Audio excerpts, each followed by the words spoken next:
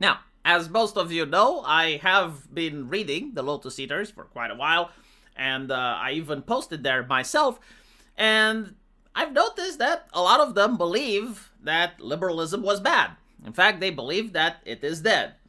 And I realize it's not just them that believe so. In fact, most of the Zoomers do not like the concept of liberalism at all.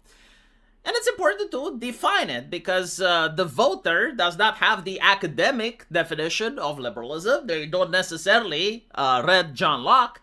They have a different interpretation of it. And that is the concept of having a society where people can do whatever they want in private, but in public they should maintain decorum. It doesn't seem like anyone of the Zoomers want that anymore. The Zoomers are split right now into two categories. One of them seems to want the global homo communism, where the government gets to fix every single issue that a person encounters, while the other group of people do seem to want the theocracy to return. Obviously, there are people in the middle that aren't very opinionated, and these gravitate to one or the other of the extremes. But the reality is nobody from the Zoomer generation seems to want small government. And so the question is, well, if neoliberalism isn't going to work, what is going to come next? Is it going to be the theocracy? Is it going to be the communism? I personally believe that it's going to be a completely brand new system that never before has existed in humanity. And this system is something that we can notice right now. And it's a system that both the theocracy people and the neo-communist people are actually willing to accept and implement. And this system I like to call the risk-averse managerial state. So, the first thing to understand is, why does this system exist? Well, in order to understand how it happened, you have to look at the invention of the social media. The call-out culture, the Me Too, the accusations of racism, fascism, and bigotry.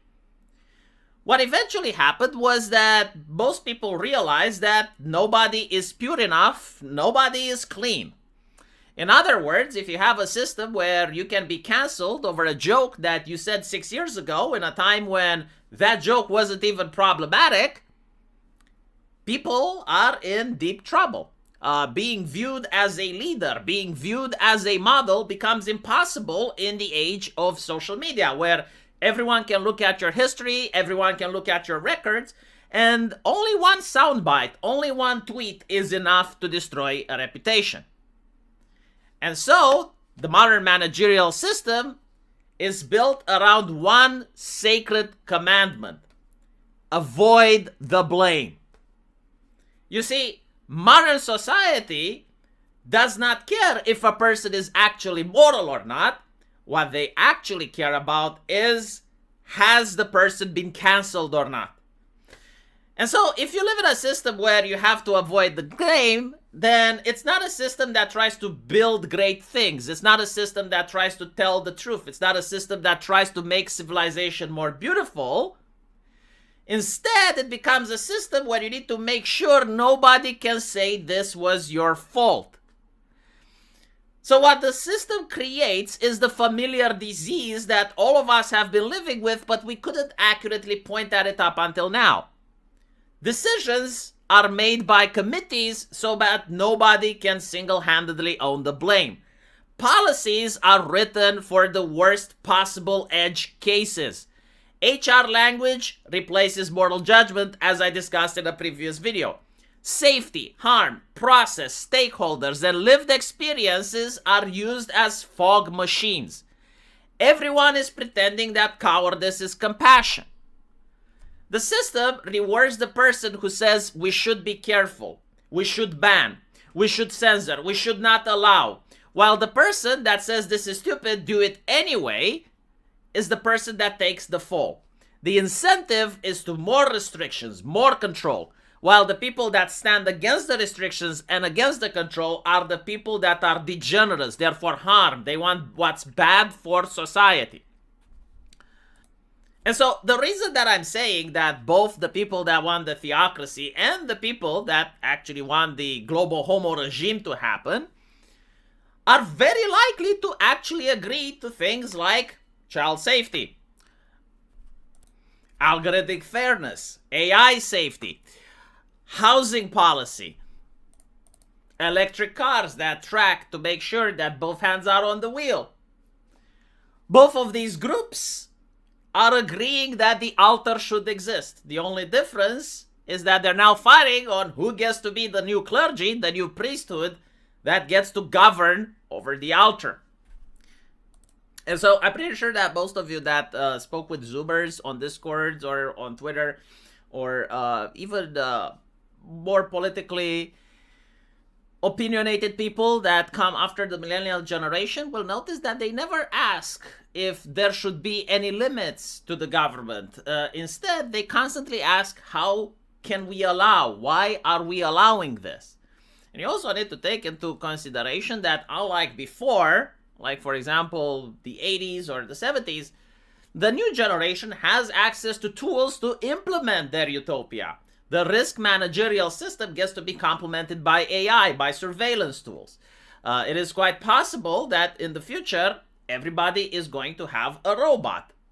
If you have kept up with the news, the AI thing has allowed people like Elon Musk and China to actually develop household robots. Robots that replace the cleaning lady.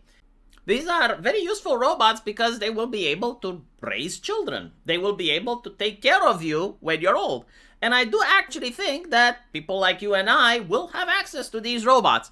They will probably be very expensive at first, maybe the price of a car.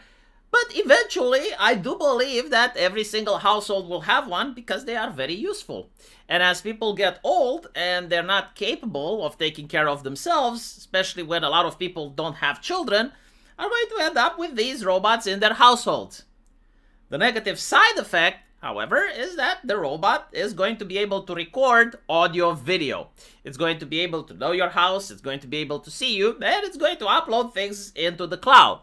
This is not even a, well, the government is spying on me issue. It's an issue where if you have a divorce with your wife, the robot can actually be part of discovery and they will be able to hear every single scandal, every single thing that you said while you were thinking that you're actually alone. I'm already predicting that there's going to be a lot of lawsuits and ass hurt over this thing. But the idea is that never before in human history did the government have access to so much knowledge. And everything being centralized in a digital ID for risk-averse issues, the government can just shut down a human life with the click of a button or make another person extremely famous with the click of another. And so this is why you actually notice that all institutions and the governments are now risk adverse and why nobody is against it. It's because the new system, the new order is coming and both the left and the right agree with it on principle. It's just as I mentioned before, the disagreement is who gets to sit behind the altar lecturing the congregation. Now the question is there any way out?